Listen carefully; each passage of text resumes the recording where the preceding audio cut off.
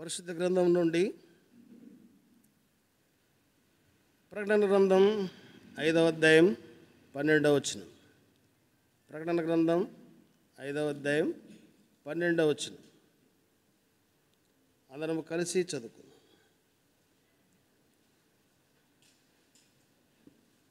ప్రకటన గ్రంథం 5వ అధ్యాయం 12వ వచనం అందరం కలిసి చదువుకుందాం. బిగ్గరగా చదవాలి. వారు వధింపబడిన గొర్రెపిల్ల శక్తియు ఐశ్వర్యమును జ్ఞానమును బలమును ఘనతయు మహిమయు స్తోత్రము పొందనర్హుడని గొప్ప స్వరముతో చెప్పుచుండిరి. అక్కడే ఇంకో మాట. ప్రకటన గ్రంథం 14వ అధ్యాయం 4వ వచనం. ప్రకటన గ్రంథం 14:4 వచనం. లేక నేను 3వ వచనం చదువుతాను, మీరు 4 చదవండి. వారి సింహాసనం ఎదుటను ఆ 4 జీవుల ఎదుటను పెద్దల ఎదుటను ఒక క్రొత్త కీర్తన పాడుచున్నారు. భూలోకములో నుండి కొనబడిన ఆ 144,000 మంది తప్ప మరి ఎవరునూ ఆ కీర్తన నేర్చుకున్న జాలరు. 4వ వచనం. వీరి స్త్రీ సంగతి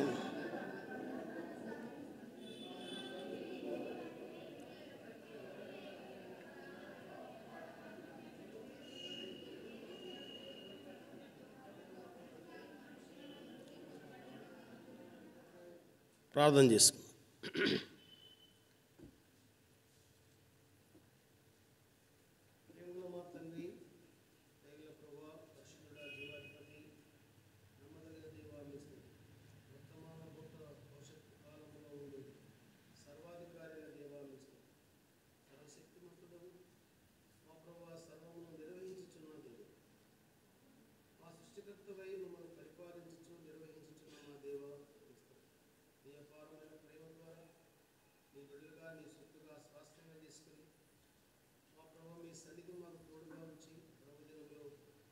సన్నిధిలో మమ్మల్ని సమకూర్చుకొని ఇది కీర్తించుటకు కొనియాడటకు సహాయపడుతూ వచ్చిన మీ ప్రేమ కొరకాయి స్తుతిస్తూ కనపరుస్తాం.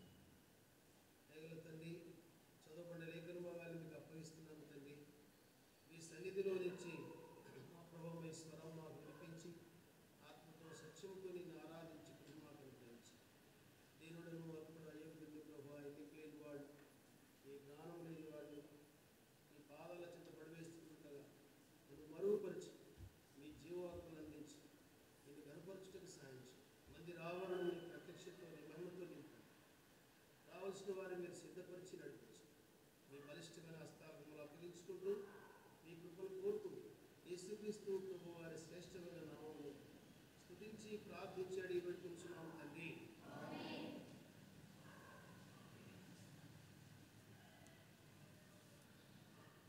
మనకి ఈ సంవత్సర వాగ్దానములో మొట్టమొదటి వాగ్దానము వధించబడిన గొర్రెపిల్ల. వధించబడిన గొర్రెపిల్ల శక్తి ఎలాంటిదంట? మళ్ళా చదువుకుందాము ఆ వచనాన్ని. ప్రకటన గ్రంథం 5వ అధ్యాయం 12వ వచనం. ప్రకటన గ్రంథం 5వ అధ్యాయం 12వ వచనంలో శక్తియు ఐశ్వర్యమును జ్ఞానమును బలమును ఘనతయు మహిమయు స్తోత్రము పొందనర్హుడని గొప్ప స్వరముతో చెప్పుచుండరి. కాబట్టి ఇక్కడ ప్రకటన గ్రంథంలో ఉన్న 4-5 అధ్యాయాలు కూడా పరలోకంలో సంఘము ఎత్తబడుతూ ఉంది. అక్కడ వధించబడినటువంటి గొర్రెపిల్ల యొక్క ఆ శక్తిని బట్టి అక్కడ ఉన్నటువంటి 4 జీవులు, 24 పెద్దలు, కోటాను కోట్ల దూతలు పరలోకంలో ఆ గొప్ప శబ్దముతో ఆ వధించబడిన గొర్రెపిల్ల ఎదుట ఆయన ఘనతను మహిమను స్తోత్రము చేయుచు కనపడతా ఉంది. కాబట్టి సంఘము పరలోకములో వధించబడిన గొర్రెపిల్ల యొక్క మహిమను అక్కడ కొనియాడుతున్నట్లుగా చూస్తాం. ఈ 4-5 అధ్యాయాలు కూడా పరలోకములో సంఘం ఎత్తబడిన తర్వాత ఏ రీతిగా ఆయన ఘనపరుస్తున్నాను. కాబట్టి ఈ భూలోకములో మనము కూడా ఆ గొర్రెపిల్ల మనకు చేసినటువంటి మేళ్లను బట్టి, మనకు చేసినటువంటి ఉపకారములను బట్టి, ఆయన శక్తిని, బలమును, మహిమను ఆయన మనకిచ్చినటువంటి సన్నిధిలో దేవుని ఆరాధించే వారంగా ఉండాలి. కాబట్టి ఎవరు ఈ గొర్రెపిల్ల? ఎవరు ఈ గొర్రెపిల్ల? యోహాను సువార్తలో మనము 1:29లో యోహాను భక్తుడు అంటాడు, ఇదిగో లోకపాపమును మోసుకొని పోవు దేవుని గొర్రెపిల్ల. ఈ గొర్రెపిల్ల ఎవరో కాదు, మన ప్రభు అయిన యేసుక్రీస్తు. ఎందుకు వచ్చాడంట? లోకపాపములను మోసుకొని పోవు దేవుని గొర్రెపిల్లగా వచ్చాడు. మన పాపభారమంతా ఆయన మోసుకొని పోవడానికి ఒక గొర్రెపిల్లగా వచ్చాడు. ఏదో సింహముగా లేకపోతే ఇంకొక జంతువుగా రాలేదు. వధించబడినటువంటి గొర్రెపిల్లగా, దీనుడుగా, రిక్తుడుగా ఆయన మహిమైశ్వర్యాన్ని వదులుకొని, అధికారమును, ఆధిపత్యమును వదులుకొని దీనుడుగా మన మధ్యకు వచ్చినట్లుగా చూస్తున్నాం. ఈ వధించబడిన గొర్రెపిల్ల మనకేం చేశాడు? కొన్ని మేళ్ళను మనము తలపోసుకుంటూ ఆయన్ను మనము ఘనపరిచే వారంగా ఉండాలి. కాబట్టి ప్రకటన గ్రంథంలో దాదాపు ఈ గొర్రెపిల్ల గురించి 7 మార్లు చూడగలం. అది ఒక్క మాట మనం చూసుకుందాం. ప్రకటన గ్రంథం 14వ అధ్యాయం 4వ వచనంలో మనం ఇందాక చదువుకున్నాం. ప్రకటన గ్రంథం 14వ అధ్యాయం 4వ వచనం.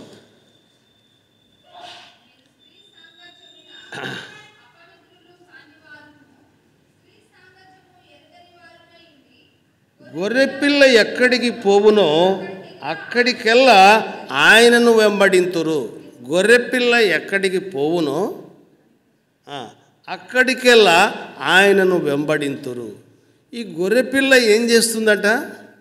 మన పాపభారములన్నిటినీ మోసుకొని పోయే గొర్రెపిల్ల ఆయనకు ఎక్కడికి వెళుతుందో ఆయన వెంబడించేటువంటి కృపను అల్పులమైనటువంటి మనకు దేవుడు అనుగ్రహించినాడు. గొర్రెపిల్ల ఎక్కడికి వెళ్తుందో అక్కడికి వెళ్ళడానికి దేవుడు మనకు కృపనిచ్చాడు. నేను ఏం పాట పాడాలనుకున్నాను, దేవుడు అద్భుతంగా బ్రదర్ ద్వారా ఆ కృప కలిగినటువంటి మాటలు విన్నప్పుడు ఇది దేవుని నడిపింపి అనిపించింది. దేవుని కృప ద్వారా గొర్రెపిల్ల ఎక్కడికి పోతుందో మనము కూడా అక్కడికి వెళ్ళడానికి, ఆయన వెంబడించడానికి దేవుడు మనకు కృపనిచ్చాడు.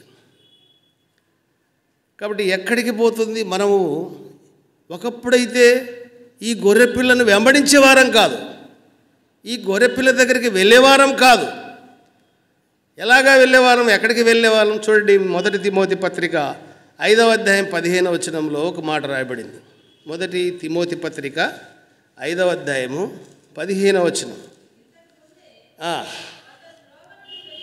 తొలగిపోయి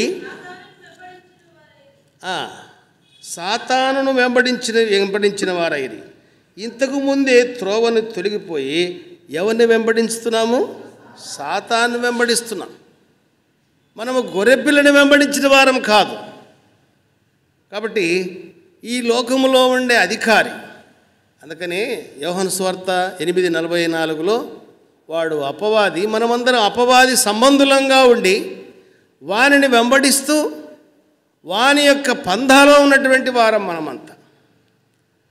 కానీ అలాంటి మనల్ని ఆ గొర్రెపిల్ల ఏం చేసిందంట? వధించబడిన గొర్రెపిల్లగా ఉండి మన పాపభారమంతా భరించి ఆ గొర్రెపిల్ల వెంబడించే కృపలో మనల్ని జ్ఞాపకం చేసుకున్నాడు. అందుకొరకైనా ఆరాధించటానికి ఆయన సన్నిధిలో మనము సమకూర్చబడ్డాం. ఇది కొరకు ఒక వ్యక్తిని మనం చూద్దాం. చూడండి, మార్కు సువార్త 10వ అధ్యాయము 52వ వచనం. మార్కు సువార్త 10వ అధ్యాయము 52. నీవు వెళ్ళుము, నీ విశ్వాసం నేను స్వస్థపరిచని చెప్పాను. వెంటనే వాడు త్రోవన ఆయన వెంట చూపు పొంది వెళ్ళెను. ఒక గుడ్డివాడు ఉన్నాడు ఇక్కడ. వెంటనే చూపు పొంది ఆయన వెంట వెళ్ళాను. ఈ గుడ్డివాడు ఎక్కడున్నాడు? ఏం చేస్తున్నాడు, ఎలాంటి స్థితిలో ఉన్నాడు, ఎలాంటి స్థితిలో ఉన్నవానిని దేవుడు ఆయనను వెంబడించేటువంటి వ్యక్తిగా చేసుకున్నాడు. కొన్ని తలంపులు మనం చూసుకున్నాం. ఒకప్పుడైతే మనమందరం కూడా ఆయన్ను వెంబడించినటువంటి వారం, త్రోవ తొలగినటువంటి వారం.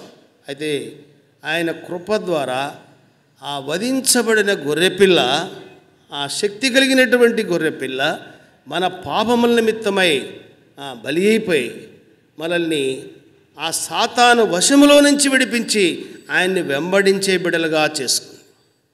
ఈ వ్యక్తిని కూడా దేవుడు ఏ రీతిగా కనపరిచాడో, ఏ రీతిగా మరి ఆయన్ని వెంబడించే బిడ్డగా చేసుకున్నాడో కొన్ని తలంపులు చూసుకుందాం. అక్కడే 46వ వచనం చదవమ్మా. మార్కు సువార్త 10వ అధ్యాయం 46వ వచనం. వారు యెరికో పట్టణమునకు వచ్చిరి. ఆయన తన శిష్యులతో బహుజన సమూహముతోనూ తిమై కుమారుడకు బత్తమయ్యేను గుడ్డి భిక్షకుడు త్రోవ ప్రక్కన కూర్చుండెను.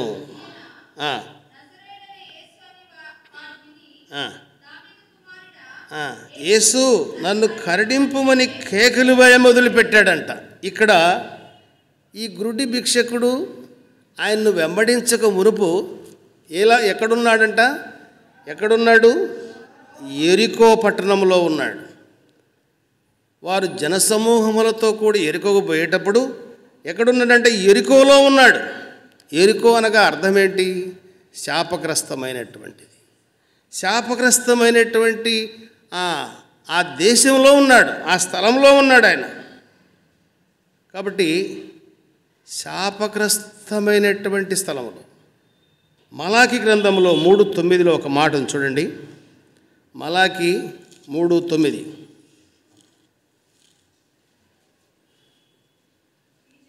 ఈ జనులందరూ శాపగ్రస్తులై ఉన్నారు. కాబట్టి మనము కూడా శాపగ్రస్తులమే. మనం ఎక్కడున్నాము? ఈ భూలోకంలో ఉన్నాం. ఈ భూమి ఏమైంది? ఆదికాండం 3:17 వచనములో నీ నిమిత్తము నేల శపించబడింది. మనం కూడా ఈ లోకంలో శపించబడినటువంటి స్థలంలోనే ఉన్నాం. శపించబడినటువంటి స్థలం. కాబట్టి ఈ గ్రుడ్డివాడు ఆయన్ను వెంబడించక మునుపు ఎక్కడున్నాడు? యెరికోలో ఉన్నాడు. యెరికోలో ఉన్న వ్యక్తిని దేవుడు దర్శించాడు. అలాగే శాపగ్రస్తులు అయినటువంటి భూలోకములో శాపముతో నింపబడినటువంటి మనల్ని కూడా దేవుడు దర్శించాడు. శాపగ్రస్తులము అయినటువంటి స్థలంలో, లోకంలో మనం ఉన్నాం. అంతేకాదు కీర్తన 109:18 వచనంలో, కీర్తన 109:18 వచనంలో శాపమును ధరించెను. కాబట్టి శాపమును ధరించుకున్నాం. శపితమైనటువంటి లోకంలో ఉన్నాము, శాపమును ధరించుకున్నటువంటి వారంగా ఉన్నాం. ఈ శాపము నుంచి విడిపించటానికి ప్రభు ఈ లోకానికి వచ్చాడు. గలతీ రాసిన పత్రిక 3వ అధ్యాయం 14వ వచనంలో చూడండి. గలతీ 3:14లో ఒక మాట రాయబడింది.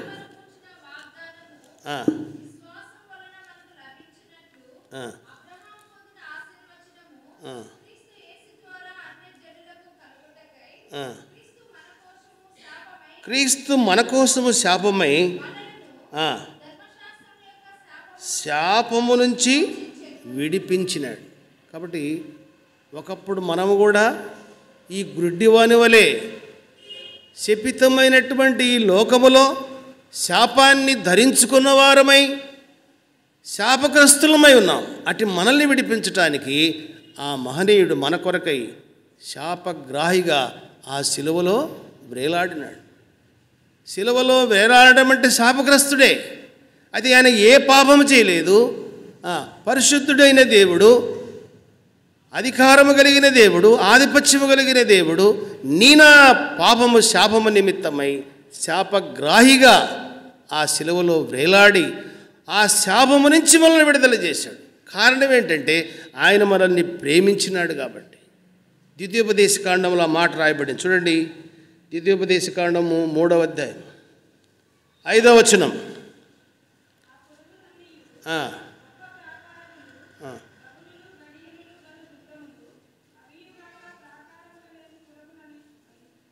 23:5 చదవమని అయితే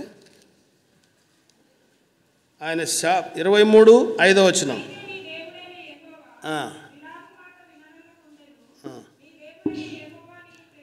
నీ దేవుడైన యెహోవా నిన్ను ప్రేమించను గనక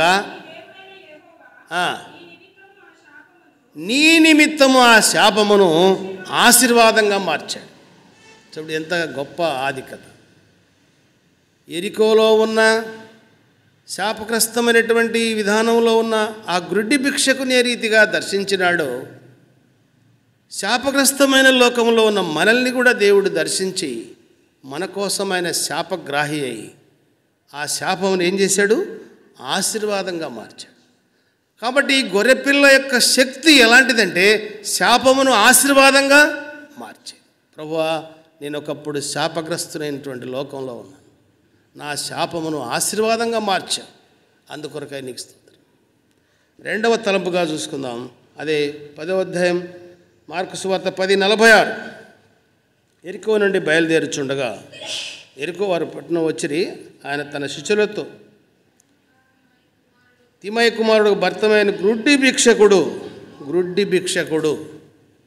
ఈ శాపగ్రస్తమైన లోకంలో ఎవరున్నారు? ఒక గుడ్డి భిక్షకుడు ఉన్నాడు. కాబట్టి ఈ గ్రుడ్డివాడు చూపు పొంది ప్రభువును వెంబడిస్తూ వెళుతున్నాడు. కాబట్టి వెంబడించక మునుపు అలా ఎలాంటి వాడు అంతట అతను? గ్రుడ్డివాడు, చూడలేనటువంటి వాడు. మత్తయి సువార్త 15:30లో ఒక మాట రాయబడి చూడండి.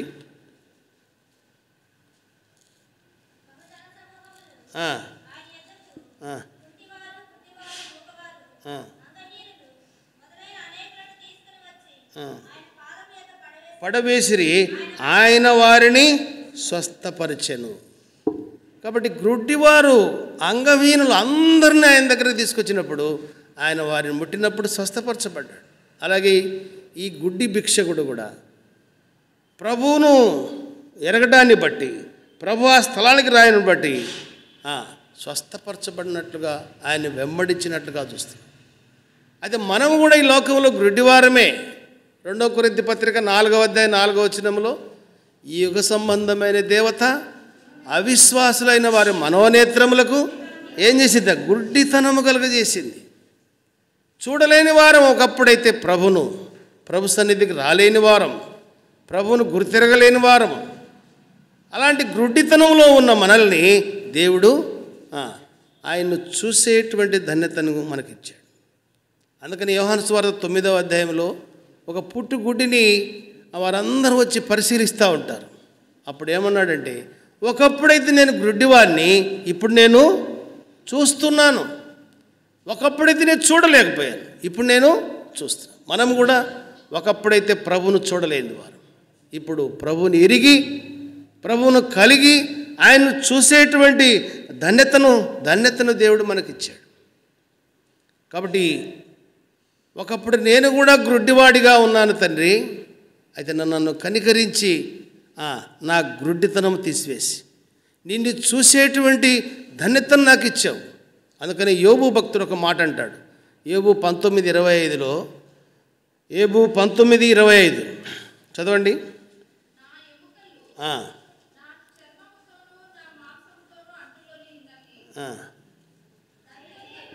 అమ్మా, నా విమోచకుడు సజీవుడనియు నేను ఎరుగుదును,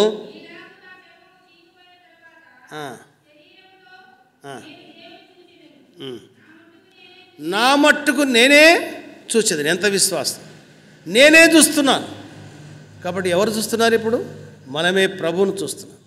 ఒకప్పుడైతే మన మనోనేత్రాలు వెలిగించబడి చీకటిగా అంధకారంలో ఉన్నాం, చూడలేని స్థితిలో ఉన్నాం. అయితే ప్రభువు మనల్ని వెలిగించి వెలుగుగా వచ్చి ఆయన ఏం చేశాడంట?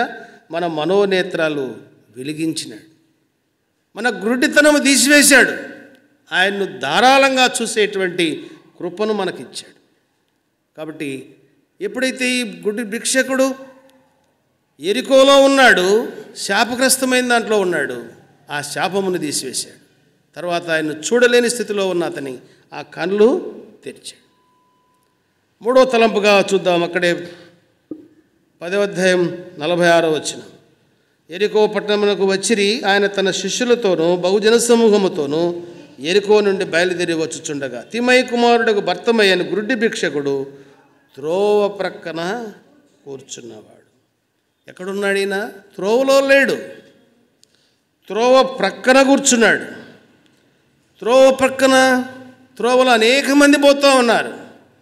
అయితే త్రోవ పక్కన కూర్చున్న ఈ వ్యక్తి తన శాపము నుంచి విముక్తి చేసి ఆశీర్వాదంగా మార్చి ఆయన్ను చూసే ధన్యతనిచ్చి ఇప్పుడు ఆయన్ను వెంబడిస్తున్నాడు. 52వ వచనం మనం చూస్తున్నాం. అతను స్వస్థపరచబడి ప్రభువును వెంబడించుచూ వెళ్ళాను. నీవు నేను కూడా ఒకప్పుడు త్రోవలో లేము. రోమిలో రాసిన పత్రిక 3వ అధ్యాయం 12వ వచనములో ఒక మాట ఉంది, చదవండి. రోమా 3:12. అందరూ త్రోవ తప్పి ఏకముగా పనికి మారిన వారైరి. కాబట్టి ఎలాంటి వారమంట మనం? త్రోవ తప్పి, ఎవరమంట? మనకిచ్చిన క్రెడిట్ ఏంది? త్రోవ తప్పి పనికి మాలిన వారం, త్రోవ తప్పినటువంటి వారం. అదే ఇంకొక మాట రాయబడింది సామెతలు 5వ అధ్యాయం 23వ వచనం, చదవండి. సామెతలు 5వ అధ్యాయం 23వ వచనం. అమ్మా,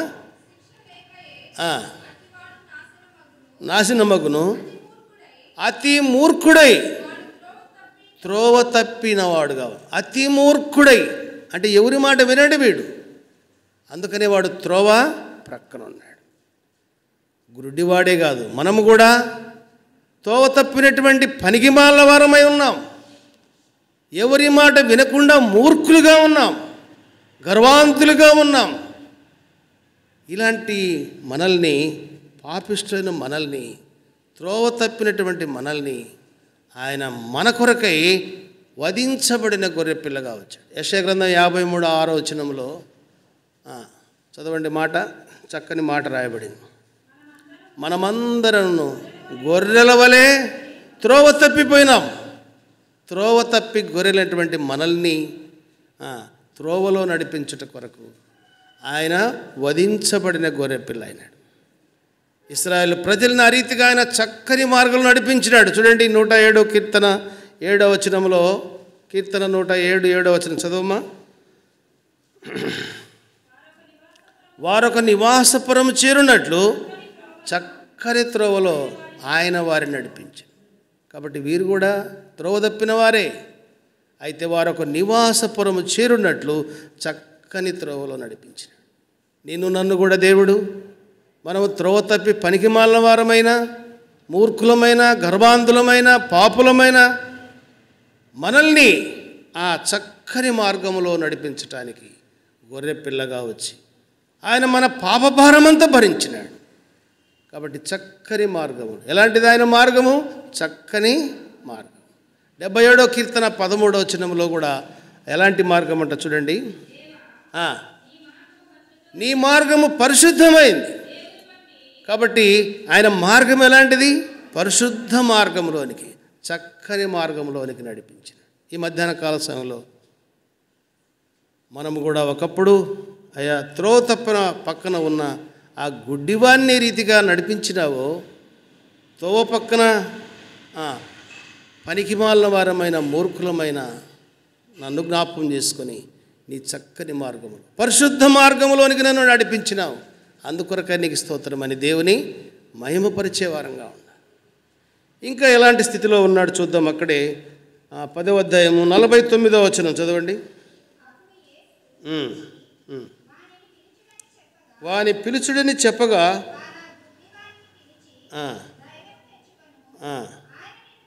ఆయన నిన్ను పిలుచుచున్నాడు. కాబట్టి వాళ్ళందరూ అటు పోతూ ఉంటే, జనసమూహం పోతూ ఉంటే ఆ వ్యక్తి దగ్గర నిలబడి ఆ గుడ్డివాడిని పిలిచాడంట. అందరూ ఉన్నారు కదా, ఎందుకు ఆయనకు అవసరమా? కాబట్టి ఆయన పిలుపునకు పొందినటువంటి గ్రుడ్డివాడు దేవుడు మనల్ని కూడా పిలుస్తున్నాడు. ఏమని? ప్రయాసపడి పాపభారం మోసు సమస్త జనులారా నా యొద్దకు రండి, నేను మీకు విశ్రాంతి కలుగజేస్తానని మనల్ని కూడా పిలుస్తున్నాడు. ఆయన పిలుపు ఎంత శ్రేష్టమైంది! ఈ గ్రుడ్డి భిక్షకుని పిలుస్తూ ఉన్నాడు. అయ్యా ధైర్యం తెచ్చుకోరా, ఆయన పిలుస్తున్నాడు. బోధకుడు పిలుస్తున్నాడు, ప్రభువు పిలుస్తున్నాడు, నిన్ను నన్ను కూడా పిలుస్తున్నాడు. ఇంకా నువ్వు త్రోతక్కన ఉంటావా? శపితమైనటువంటి లోకంలో ఉంటావా? ఆయన్ను చూడలేని స్థితిలో ఉన్నావేమో, గ్రుడ్డివాడిగా ఉన్నావేమో. ప్రభు నిన్ను పిలుస్తూ ఉన్నాడు. నీ పాప భారం చేత ఇంకా నువ్వు ఎందుకు మ్రగ్గుతూ ఉంటావు? ఈనాడైనా ప్రభు పిలుపునకు లోబడితే నీకు నెమ్మది. కాబట్టి ఈ గ్రుడ్డివాడు ఆయన పిలుపునను బట్టి పిలుపు దగ్గరికి వచ్చాడు, ప్రభు దగ్గరికి వచ్చాడు, స్వస్థత పొందాడు, మేలు పొందాడు. ఈయననే కాదు, జక్కని కూడా పిలిచాడు దేవుడు. ఆ చెట్టు మీద కూర్చున్నాడు. అతను పెద్ద ట్యాక్స్ కలెక్టరు. అయితే ఆయన్ను చూడాలనేటువంటి ఆశ కలిగిన వాడు. అయితే చూడలేక ఏమెక్కాడు? ఒక మేడి చెట్టు ఎక్కాడు. ప్రభు ఆ చెట్టు దగ్గర నిలిచి పేరు పెట్టి పిలిచి ఆ ఇంటిలోనికి వెళ్ళాడు. ఇంటిలోనికి వెళ్ళడం వల్ల ఆ ఇంటికి ఏమొచ్చింది? గొప్ప రక్షణ వచ్చింది. ఆ వ్యక్తి రక్షించబడ్డాడు, ఆ కుటుంబం రక్షించబడింది, గొప్ప మేలును పొందాడు. నిన్ను నన్ను కూడా దేవుడు పిలిచి ఏర్పాటు చేసుకొని ఆయన నెమ్మది, సంతోషము, సమాధానం మనకిస్తున్నాడు. అందుకొరకై దేవుని మనము కనపరిచేవారం కావాలి. చివరిగా ఈ మాట చూసి నేను ముగిస్తాను. అదే మార్కు సువార్త 10వ అధ్యాయం 50వ వచనం. అంతట వాడు బట్టను పారవేసి దిక్కున లేచి యేసునొద్దకు వచ్చెను. ఎప్పుడైతే ప్రభువు పిలిచినాడో అంతట వాడు లేచి ఏం పారవేశాడంట? బట్టను పారవేసి. ఒకప్పుడైతే ఆ బట్టను పరుచుకొని వచ్చిపోయే వాళ్ళని అడుక్కొని తన జీవిత విధానం అది. నీవు నేను మన పాత స్వభావము, పాత అలవాటు, పాతవన్నీ విడిచిపెట్టాలి. అందుకనే కాగా ఎవడైనా నువ్వు క్రీస్తునందు నేడలా వాడు నూతన సృష్టి, పాతవి గతించెను, ఇగో క్రొత్తవాయన. ఒకప్పుడైతే మనస్థితి కూడా అలాంటిదే. ఆ పాత స్వభావము, పాత అలవాటు, పాత పద్ధతులు ఎప్పుడైతే ప్రభు పిలిచినడుదని విడిచి పారవేసి ఆ బట్టను ఏం చేశాడు? పారవేసి తీసి విసిరి పారేశాడు. నీవు నేను మన జీవితాల్లో మన పాత స్వభావము విడిచిపెట్టాలి, పాత అలవాటు విడిచిపెట్టాలి. ఎందుకు? ఆయన పిలుపునిచ్చి ఏమిచ్చాడు మనకంటే గొప్ప రక్షణ ఇచ్చాడు.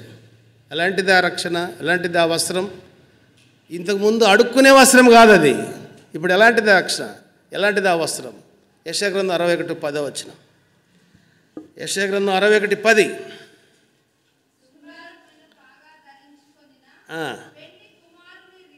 రీతిగాను ఆభరణముతో అలంకరించుకొనిన రక్షణ వస్త్రములను నాకు ధరింపజేశాడు, నీతిని పైబట్టనిచ్చాడు. అబ్బా, ఎంత గొప్ప శ్రేష్టమైనది! ఇంతకుముందు అది అడుక్కునేది, ఇప్పుడు మనకిచ్చింది ప్రశస్తమైనటువంటి రక్షణ వస్త్రం. నీతిని పైబట్ట, నీతిని ధరించుకున్న వారమై, రక్షణ ధరించుకున్న వారమై ఆయన సన్నిధిలో ఆయన మహిమపరచడానికి దేవుడు మనకు శ్రేష్టమైనటువంటి అనుభవాన్ని ఇచ్చాడు. శ్రేష్టమైన. అందుకనే వాడు లేచి ఆ బట్టను పారవేసి ప్రభు దగ్గరికి వెళ్ళినాడు. 52వ వచనం చదవండి. అక్కడే నీ విశ్వాసం నిన్ను స్వస్థపరచని చెప్పాను. వెంటనే వాడు త్రోవన ఆయన వెంట వెళ్ళాను. ఆయన వెంబడించేటువంటి గొర్రెగా చేసుకున్నాడు. నిన్ను నన్ను కూడా శాపగ్రస్తమైనటువంటి లోకంలో ఉండి ఆశీర్వాదంగా మార్చివేసి ఆయన చూడలేని స్థితి నుంచి ఆయన చూసే ధన్యతనిచ్చి ఇంకా మనకు ఏం చేశాడు? ఆయన త్రోవ ప్రక్కన ఉన్న మనల్ని చక్కని పరిశుద్ధమైన మార్గంలోనికి నడిపించినాడు. ఇంకా ఆయన పిలుపునిచ్చి మనల్ని పిలిచి ఆయన బిడ్డగా చేసుకున్నాడు. అంతేకాదు పాత స్వభావాన్ని తీసివేసి, అడుక్కునే వస్త్రం తీసివేసి ఏమిచ్చాడు మనకు? రక్షణ వస్త్రం. ఇంకా చాలా వస్త్రాలు ఉన్నాయి కదా, ఆ వస్త్రాలన్నీ ధరింపజేసి నీతనే పైబట్టనిచ్చి ఆయన సన్నిధిలో ఆయన్ని వెంబడించేటువంటి గొర్రెగా మనల్ని చేసుకున్నాడు. ఎంత గొప్ప శ్రేష్టమైన అనుభవం. కాబట్టి ఆ గొర్రె ఎటుపోతుందో, ఆ గొర్రె పిల్ల ఎటుపోతుందో ఆ గొర్రె కూడా ఆయన వెంబడి వెళ్ళిపోతుంది. ఒకప్పుడైతే ఈ అనుభవం లేదు మనకు. ఎప్పుడొచ్చింది? వధించబడిన గొర్రె పిల్ల మన కొరకై ఆ శిలువలో బలియాగమై ఆ శాపమును మన కొరకై ఆశీర్వాదంగా మార్చి మన జీవితాలు మార్చివేసి ప్రభును వెంబడించేటువంటి గొర్రెగా మనల్ని చేసుకున్నాడు. అందుకొరకై ప్రభును మనము ఆరాధించే వారంగా ఉండాలి. ఈ అన్ని శ్రేష్టమైన అనుభవం ఎందుకు వచ్చిందంటే మనందరి కొరకై ఆ గొర్రెపిల్ల వధించబడింది. ఎబ్రీ రాసిన పత్రిక 2వ అధ్యాయం 9వ వచనంలో చూడండి ఒక మాట. దేవుని కృప వలన ప్రతి మనుషుని కొరకై మరణము అనుభవించిన. ప్రతి మనుషుని కొరకై, నీ కొరకు, నా కొరకు, మనందరి కొరకు ఆయన మరణాన్ని అనుభవించి మనల్ని జీవింపజేసి చక్కని మార్గములో, చక్కని ఆ సన్నిధిలో, దేవుని సమృద్ధి ఉన్నటువంటి స్థలంలోనికి మనల్ని నడిపించినాడు. అందుకొరకై వధించబడిన గొర్రెపిల్ల యొక్క శక్తిని బట్టి వారు ఏ రీతిగా పరలోకంలో సంఘములో దేవుని ఘనపరుస్తున్నారో ఈ భూలోకంలో ప్రభు సన్నిధిలో మనము కూడా సాగిలపడి, ప్రభువా నువ్వు వధింపబడిన గొర్రెపిల్లగా వచ్చి నా జీవితాన్ని మార్చేసి అని ప్రభు సన్నిధిలో సాగిలపడుతూ దీనులమై భయముతో వణకుతో కొంత సమయాన్ని మనము ఆరాధనలో గడుపుదాం. మోకరించండి.